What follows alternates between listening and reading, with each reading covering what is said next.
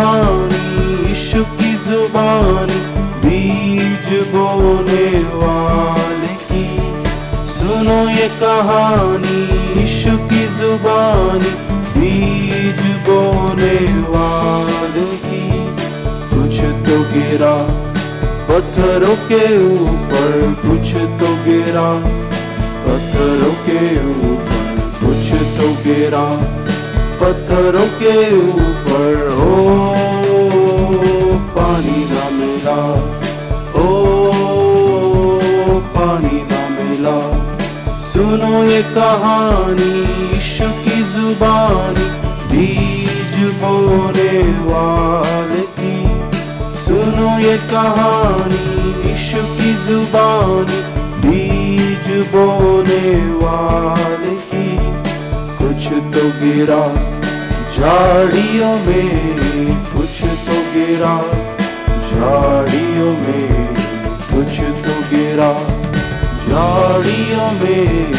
ओ दबाया गया, ओ दबाया गया। सुनो ये कहानी यीशु की जुबानी बीज बोने वाले की। सुनो ये कहानी यीशु की जुबानी बीज बोने वाले की। कुछ तो गिरा अच्छे ज़मीन पर, कुछ तो गिरा अच्छे ज़मीन पर, कुछ तो गिरा अच्छे ज़मीन पर। ओ फल आया, ओ फल आया। सुनो ये कहानी यीशु की जुबानी बीज बोने वाले की। सुनो ये कहानी यीशु की जुबानी बीज बोने वाले की।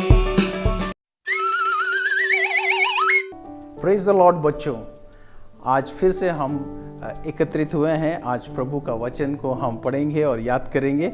ये प्रभु की महिमा है कि हमें एक और अवसर दिया है। अगर मैं आपको कहूँ, आपको एक कुर्सी पर मैं खड़ा करूँ और बच्चों आपको कहूँ कि कूद जाओ, तो आप लोग में से बहुत लोग कूद जाएंगे। क्यों? क्योंकि वो बहुत ही करीब है, निकट है और आपको आत्मविश्वास है कि हमें कुछ नहीं होगा।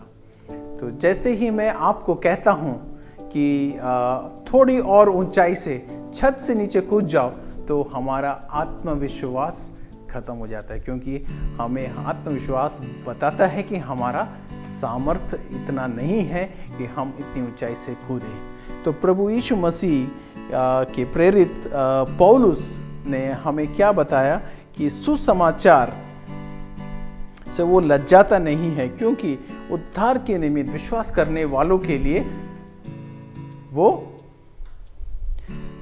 परमेश्वर का सामर्थ्य है। तो बच्चों, हम ये पद को याद करेंगे।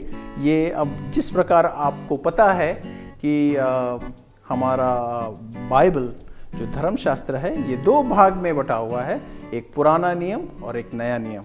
कुल इसमें 67 पुस्तक हैं और इसमें आज नया नियम से हम पौलुस ने जो रोमियो को पत्री लिखा, वो पुस्तक से पहला अध्याय का 16 वाक्य, पहला अध्याय 16 वाक्य। जिस प्रकार आपको मैं कहूँगा कि किसी के घर जाना है, तो आपको मैं एड्रेस बताता हूँ, सोसाइटी का नाम, रोड का नाम, बिल्डिंग का नाम, फिर फ्लैट नंबर, क्योंकि एक बिल्डिंग में अनेक फ्लैट होते हैं। उसी प्रकार हमें एक एड्रेस है, हमें एक पता दिया जाता है परमेश्वर का वचन में, किस प्रकार से हम वो वचन को ढूंढें।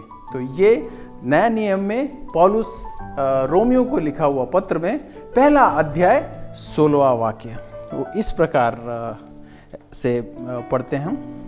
क्योंकि मैं सुसमाचार से नहीं लज्जाता, इसलिए कि वह हर एक विश्वास करने वाले के लिए उद्धार के निमित्त परमेश्वर का सामर्थ है। कितना एनकरेजिंग वर्स है, हमें कितना आत्मविश्वास बढ़ाता है।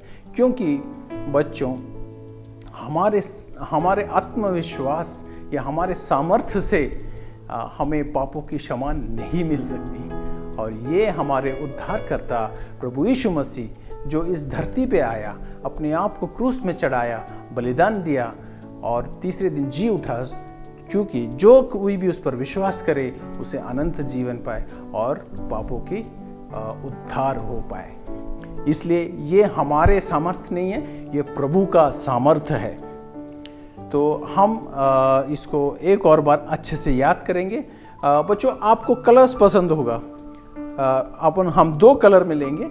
जिसको रेड पसंद है वो मेरे साथ साथ बोलेंगे और जिसको ग्रीन पसंद है वो सब मेरे पीछे पीछे बोलेंगे। तो हम रेड और ग्रीन एक साथ ये वर्स को याद करेंगे। रेड जो पसंद है वो मेरे साथ इस वाक्य को बोलें। क्योंकि मैं सुसमाचार से नहीं लज्जाता, इसलिए कि वह हर एक विश्वास करने वाले के लिए उद्धार के निमित्त परमेश्वर के सामर्थ है। एक और बार बोलें, क्योंकि सुसमाचार से मैं नहीं लज्जाता, इसलिए कि वह हर एक विश्वास करने वाले के लिए उद्धार के निमित्त परमेश्वर की सामर्थ है। मुझे उम्मीद है कि बच्चों ये वाक्य आपको याद हो गया होगा। जिस प्रकार मैं इस बाइबल से, नया नियम से पढ़ रहा हूँ, आपको स्क्रीन पर भी दिखेगा। इसको हम बिना देखे याद करने के लिए कोशिश करेंगे एक और बार। क्योंकि सुसमाचार से नहीं लज्जाता, इसलिए कि वह हर एक विश्वास करने वालों के लिए उद्धार के निमित्त परमेश्वर की सामर्थ है। तो बच्चों, हमारा उद्धार हमारा सामर्थ नहीं है, ये परमेश्वर का सामर्थ है। तो आज हम अपने उद्धारकर्ता से, प्रभु यीशु मसीह से, हम उनको अपने दिल में आमंत्रित करेंगे और हमारी पापों की क्षमा के लिए उनसे मांगेंगे और वो उद्धारकर्ता हमारे पापों की क्षमा हमें करेगा और हमें अनंत जीवन देगा। Praise the Lord. बच्चों, ऐसा कब हुआ है कि आप कहीं पर जा रहे हैं और आप अकेले रह गए हैं, या फिर आपके दोस्त खेल रहे हैं और आपको साथ में नहीं ले रहे हैं? या कभी कभी होता है, या फिर आप कभी पार्क में गए हैं जहाँ पर झूलों पे सब बच्चे खेल रहे हैं, लेकिन आप छोटे हो या आप उनके तरह नहीं हो, इसलिए आपको साथ में नहीं ले जा रहे हैं। तो ये सारी बातें देखकर हमको बहुत बुरा लगता है, बहुत दुख होता है। ऐसे ही कुछ लोग थे और जो लोगों को छोड़ दिया गया, उनको अलग कर दिया गया। अब ये लोग कौन थे और क्यों इनको अलग कर दिया गया है, आइए हम देखेंगे आज के स्टोरी से। ठीक है, बहुत जैसा कि हमने देखा, बहुत सारी चीज़ें हो रही है, बराबर है। यीशु जी उठा है और यीशु का वचन अलग अलग जगह पे जा रहा है, सारे लोग विश्वास कर रहे हैं। और हमारे बाइबल का जो मेन भाग है इस समय जो हम देख रहे हैं लेसन में, पतरस अलग अलग जगह जाकर यीशु के बारे में बता रहा है, लेकिन वो कुछ लोगों को ही बता रहा है। आज के कहानी में शुरुआत में हम एक व्यक्ति के बारे में देखते हैं और उसका नाम था कर्नेलियो, और मैं उसके बारे में आपको पढ़ के सुनाता हूं। और ऐसा लिखा है, कर्नेलियो कैसरिया में कर्नेलियस नाम का एक मनुष्य था जो इतालियाना नामक का पलटन का सूबेदार था। ये व्यक्ति था जो परमेश्वर पर विश्वास करने वाला व्यक्ति था, जो परमेश्वर से डरता था, लेकिन उसे ये नहीं पता था सही परमेश्वर कौन है, असली परमेश्वर कौन है। बच्चों, तो क्या हुआ, एक दिन जब वो अपने घर पर आराम से था, अचानक से उसके सामने कोई तो प्रकट हुआ। और वो कौन था पता है? वो था स्वर्गदूत। और वो देखकर वो एकदम चौंक गया। बच्चों, आप मेरे साथ कर सकते हैं चौंकने का, जैसे कि आप बहुत से घबरा गए या चौंक गए। ठीक है, मैं 1 2 3 गिनूंगा, आप चौंकने का मेरे साथ आप एक्टिंग कीजिए। ठीक है, 1 2 3। हाँ, शायद ऐसे ही वो चौंक गया था, क्योंकि उसके सामने बहुत ही प्रकाश में स्वर्गदूत आया, परमेश्वर का दूत आया और उससे कुछ कहा। और उससे क्या कहता है, देखो, हे कर्नेलियो। और जैसा ही ऐसा कहा तो उसने उससे ध्यान से देखा और डर कर कहा, हे प्रभु, क्या है? और उसने कहा, तेरी प्रार्थनाएं और तेरा दान स्मरण के लिए परमेश्वर के सामने पहुंचा है।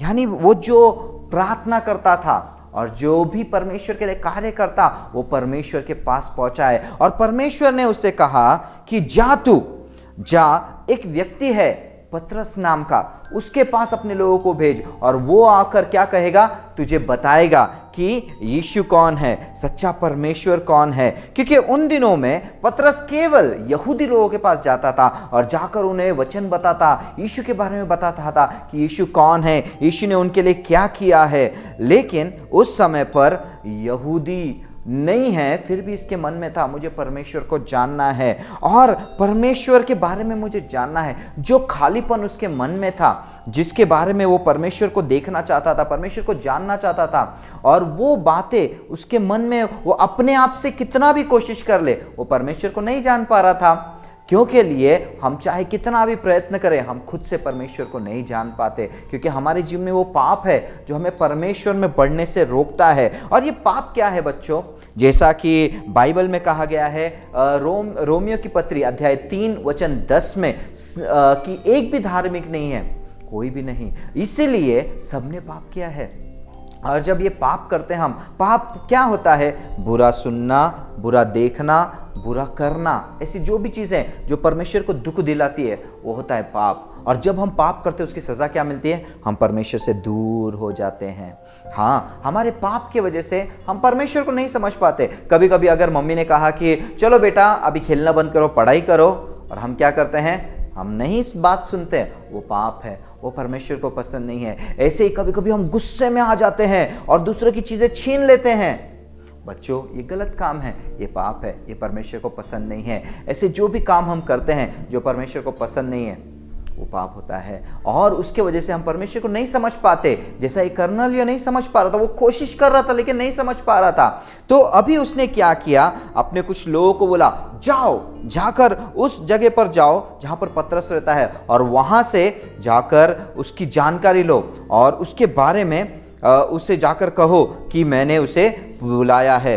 और पतरस इस समय क्या कर रहा था? पतरस घर के ऊपर टेरेस पर, आप टेरेस पे गए हैं, मजा आता है ना हमको टेरेस पर जाकर, और टेरेस पर जाकर वो प्रार्थना कर रहा था।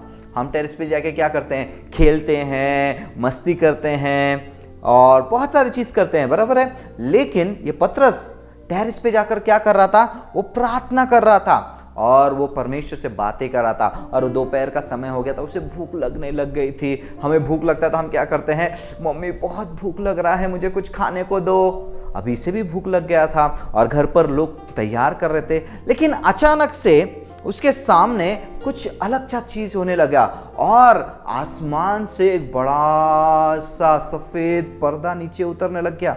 इसे समझ में नहीं आ रहा था वो क्या है।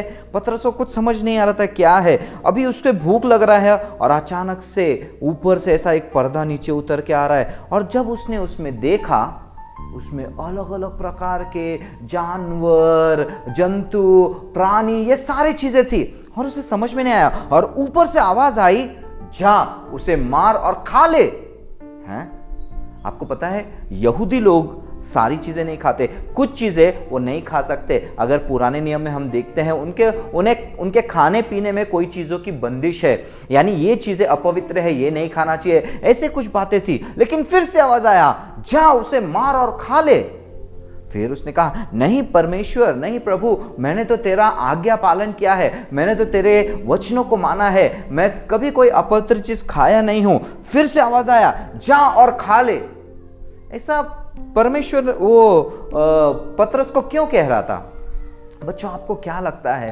क्योंकि परमेश्वर पतरस को कुछ सिखाना चाहता था कि हर चीज पवित्र कर दी गई है। यानी जो वचन, जो परमेश्वर का कार्य है, केवल यहूदी लोगों तक सीमित है, परमेश्वर नहीं चाहता था। परमेश्वर चाहता था उसका वचन सारे संसार तक जाए और सबको पता चले कि परमेश्वर कौन है। जैसा कि हमने आज के वचन में सीखा है कि हमें जाना है अलग अलग जगह पर और जाकर परमेश्वर के वचनों का प्रचार करना है, परमेश्वर का वचन बताना है। वैसा ही पतरस को भी परमेश्वर अंदर से तैयार कर रहा था कि आपको जाना है। और याद है किसने अपने लोगों को भेजा था पतरस को ढूंढते हुए? और अचानक से उसी समय पर दरवाजे पे खट खट खट खट आवाज आने लग गया। क्या आप मेरे साथ करेंगे? खट खट खट खट खटका। हाँ, ऐसे दरवाजा खटखटाने का आवाज आने लग गया। अभी इसे समझ नहीं रहा था ये क्या हो रहा है, ये कौन मुझे पुकार रहा है, कौन आ गया है। लेकिन बच्चों, अगर आप परमेश्वर के बच्चे हैं तो आप ये चीज़ें ध्यान में रखोगे।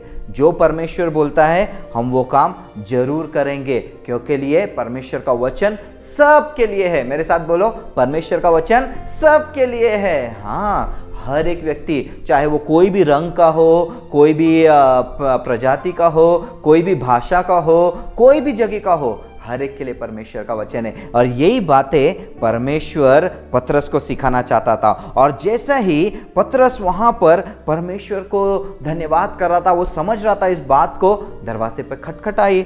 और जैसे ही दरवाजे पर खटखट हुआ, वो जाकर देखा कौन है, ये तो कर्नेलियुस के लोग थे। और उसने कहा, यहाँ पर पतरस कौन है? आपको हमारे मालिक कर्नेलियुस ने बुलाया है और वो कहते हैं उन्हें परमेश्वर के बारे में आप बताएंगे। और ये सारी बातें जब हो रही थी तो पतरस को समझ में आया। क्या समझ में आया? कि परमेश्वर ने कुछ तो जरूर प्लान किया है। आपको पता है कितना दूर था जहां पर कर्नेलियुस रहता था, वहां से पतरस का घर करीब करीब 1 दिन का रास्ता। और उस समय कैसे जाते थे लोग? हवाई जहाज से, ट्रेन से, कार से नहीं, चलकर। तो खड़े हो जाओ बच्चों, मेरे साथ चलने का नाटक करो, चल के। हाँ, और शायद उनको और ज्यादा एक्साइटमेंट तो शायद और तेज चल रहे थे वो। और ऐसे चल के जब वहां पर पहुंचे तो पतरस कहा, हाँ मैं आपके साथ आऊंगा। और वो वहां पर से परमेश्वर का प्यार बांटने के लिए वहां पर चला गया। परमेश्वर का प्यार केवल पतरस के लिए या यहूदी लोगों के लिए नहीं था, सबके लिए था। बच्चों, परमेश्वर का प्यार आपके लिए भी है। परमेश्वर आपसे भी प्यार करता है, क्योंकि उसके वचन में कहा गया है यूहन्ना 3:16 कि परमेश्वर ने जगत से ऐसा प्यार किया। जगत से यानी आपसे और मुझसे। परमेश्वर हमसे बहुत प्यार करता है और वो चाहता है हम भी एक दूसरे से प्यार करें। और वो प्यार करने वाला परमेश्वर स्वर्ग में रहता है और वो चाहता है आप भी एक दिन स्वर्ग में उसके साथ वहां पर रहे और वहां पर हम आनंद मनाएं। और वो परमेश्वर हम सब से प्रेम करता है। और वही परमेश्वर ने पतरस को भी कर्नेलियुस के पास भेजा, क्योंकि लिए वही पतरस परमेश्वर कर्नेलियुस से भी प्रेम करता था और वो चाहता था कि परमेश्वर के बारे में और अधिक कर्नेलियुस को पतरस बताए। और पतरस और कर्नेलियुस के घर के लिए निकल पड़े फिर से। अभी कितने दूर का जर्नी है? 1 दिन का करीब करीब। तो वो सब कैसे जा रहे हैं? चल के जा रहे हैं। आइए वापस से खड़े हो जाओ, चलो चल के। हाँ चलेगा, बैठ जाओ। तो ऐसे चल के शायद वो जा रहे हैं। और वहां पर जैसे ही पतरस वहां पर आता है कर्नेलियुस के घर पे, और जैसे ही कर्नेलियुस को पता चला पतरस आया है, कर्नेलियुस अपने पूरे परिवार के साथ उसके पास आ जाता है और वो बैठकर वो सारा परमेश्वर का वचन उसके पास से सुनता है। और वो देखता है, वो ग्रहण करता है कि उसके लिए क्या किया गया। और पतरस ने यीशु के बारे में कर्नेलियुस को बताया कि यीशु सच्चा परमेश्वर है। यीशु वो आपसे इतना प्यार करता है कि आपके पापों के लिए वो क्रूस पर बलिदान हो गया। और ये सुन के कर्नेलियुस को समझ में आने लग गया कि हाँ, मैं केवल यीशु के द्वारा परमेश्वर के पास जा सकता हूं। और अभी क्या हो रहा है बच्चों? वहां पर यीशु के बारे में पतरस ने बताया कि आपके और मेरे पापों के लिए यीशु ने क्रूस पर बलिदान किया। बच्चों, आपको पता है यीशु ने कैसे क्रूस पर बलिदान किया है? उसके दोनों हाथों पर कीले मारे गए, उसको बहुत दुखा होगा। उसके पांव पर कीले मारे गए और उसके सर पर कांटों का ताज रखा गया और वो मारा गया। लेकिन क्या वो मर गया? क्या कहानी वहां पर खत्म होती है? नहीं। जैसे ही पतरस ने आगे बताया, लेकिन 3 दिन बाद वो फिर जी उठा है। और जैसे ये बातें कर्नेलियुस को पता चली, कर्नेलियुस तो बहुत खुशी से झूम उठा और उसके घर वाले सारे जन आनंदित हो गए कि परमेश्वर जिंदा है, यीशु जिंदा है और यीशु ने उसके लिए बलिदान दिया। और उस दिन कर्नेलियुस और उसका पूरा परिवार बोलता है कि मैं परमेश्वर पर विश्वास करने के लिए तैयार हूं। हम सब परमेश्वर पर विश्वास करने के लिए तैयार है। और उसी समय परमेश्वर की आत्मा उन पर उतरी। अब तक केवल यहूदी लोगों के साथ परमेश्वर का आत्मा था और आज ये गैर यहूदी के पास भी परमेश्वर का आत्मा आ गया। और उस समय के बाद बाहर के सारे लोगों तक परमेश्वर का वचन जाने लग गया और बहुत सारे लोग परमेश्वर पर विश्वास करने लग गए। तो प्रिय बच्चों, परमेश्वर का वचन हर एक के लिए है, आपके लिए, मेरे लिए, हम सब के लिए है। और जिनको यीशु नहीं पता है उनके लिए भी है। तो अगर आज तक आपने प्रभु यीशु को ग्रहण नहीं किया है तो आज आपके पास समय है, आप प्रार्थना करके उसे ग्रहण कर सकते हैं। और अगर आपने पहले से ग्रहण कर लिया है तो याद रखिए, परमेश्वर का वचन सबके लिए है और जिनको नहीं पता उनको आपको जाकर बताना है। तो मेरे साथ आप प्रार्थना करेंगे बच्चों। आइए हाथ जोड़िए, आंखें बंद कीजिए। अगर आपको ऐसा लगता है कि परमेश्वर आपसे प्रेम करता है, तो ये समय आपका है। आप प्रार्थना कर सकते हैं। आप कह सकते हैं, प्रभु यीशु, आपका धन्यवाद, आप मेरे पापों के लिए मारे गए, गाड़े गए, फिर जिंदा हो गए। आज मेरे दिल में आइए, मुझे अपना बच्चा बना लीजिए। मैं विश्वास करता हूं आप मेरे लिए फिर जी उठे। यीशु के नाम से आमीन। बच्चों, इसके बाद क्या हुआ पता है? कर्नेलियुस और उसका पूरा परिवार ने एक साथ बपतिस्मा लिया और परमेश्वर के राज्य में वो बढ़ने लगे और उन्होंने सबके सामने बताया कि हम यीशु के पीछे चलने वाले लोग हैं। तो बच्चों, आपको भी याद रखना है कि हम परमेश्वर का वचन सबके लिए है। एक बार वापस से बोलेंगे, परमेश्वर का वचन सबके लिए है। वेरी गुड बच्चों, और परमेश्वर आपका भी पत्र जैसे इस्तेमाल कर सकता है। सो गॉड ब्लेस यू चिल्ड्रन। हम फिर मिलेंगे। बाय। हाय बच्चों, आज हम लोग कुछ इसने का स्पेशल हम लोग सीखने वाले हैं। बच्चों, आपको मालूम है प्रार्थना क्या है? हम लोग सब लोग प्रार्थना करते हैं और बहुत सारे ने हम बोलते हैं तुमको प्रार्थना करना है, लेकिन आपको प्रार्थना क्या है मालूम है? नहीं। तो आज हम लोग क्या करने वाले हैं, प्रार्थना यानी क्या है, हम लोग क्या करने वाले, सीखने वाले हैं। और आपको हम एक वचन बाइबल में से पढ़ेंगे जो संत पौल ने कुछ कहा है वो प्रार्थना के विषय में। आइए एक बार मैं आपको पढ़ के दे सुनाता हूँ, तो आप ध्यान से सुनिएगा। रोमियो की पत्री 12 अध्याय 12 वचन, आशा में आनंदित रहो, क्लेश में स्थिर रहो, प्रार्थना में नित्य लगे रहो। यानी इसमें कि पौल जो है क्या बोलते हैं, प्रार्थना हमको क्या करना है, निरंतर करना है। लेकिन प्रार्थना करना कैसे है, आइए हम सीखेंगे। तो आपका हाथ दिखाइए मुझे। Very good. अभी आपको क्या करना है, हाथ जोड़ना है। जब हम प्रार्थना करते हैं तो हम लोग कैसे जोड़ते हैं, हाथ ऐसे जोड़ते हैं ना। तो आज हम लोग क्या करेंगे, सीखने वाले। जब हम ऐसा हाथ जोड़ते हैं तो जब हम प्रार्थना करते हैं तो हमारे हृदय के पास कौन सा आता है, ये अंगूठा आता है ना। तो अंगूठा, इसका अर्थ क्या है, हमको क्या करना है, उनके लिए प्रेयर करना है जो हमारे क्या है, एकदम नज़दीक है। यानी हमारे मम्मी पापा, भाई बहन, जो अपने मित्र है, उनके लिए आपको क्या करना है, पहले प्रेयर करना है। ठीक है। अंगूठा का मीनिंग, अंगूठा का अर्थ वो है, आपको क्या करना है, हमारे जो नज़दीक है उनके लिए। और ये जो फिंगर है, ये क्या है, इंडेक्स फिंगर बोलते हैं हिंदी में। तो आपको जो क्या करता है, ऐसे करके नहीं, हमको इशारे में सिखाते हैं। तो आपको किसके लिए प्रे करना है, जो हमारे टीचर्स हैं, जो हमारे शिक्षक हैं उनके लिए, जो हमारे संडे स्कूल टीचर है, जो पास्टर्स है, उनके लिए आपको क्या करना है, प्रेयर करना है। उसका ये जो इंडेक्स फिंगर है उसका अर्थ ये है। और ये जो उंगली है, ये क्या है, हमारे सब उंगलियों में सबसे बड़ा है। तो हमको किसके लिए प्रेयर करना है, जो इस देश को चला रहे हैं, जो हमारे गवर्नमेंट है, उनके लिए आपको क्या करना है, प्रेयर करना है। जो अथॉरिटी यानी जिनके पास अधिकार है, जिनके पास सत्ता है, जो देश को चलाने के लिए, तो हमको क्या करना है, उनके लिए प्रेयर करना है। और ये जो फिंगर है, ये क्या है, लेडी फिंगर बोलते हैं इसको। और ये क्या है, थोड़ा वीक है।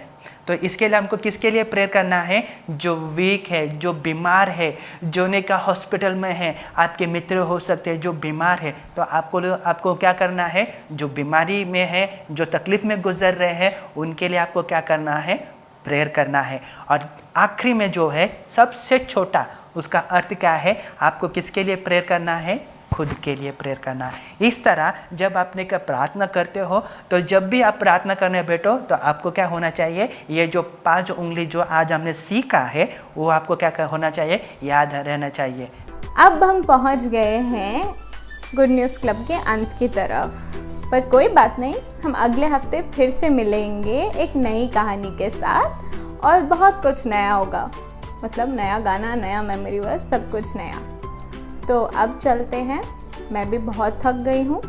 अगले हफ्ते मिलेंगे शनिवार को शाम को 4:30 बजे यहीं पे। बाय।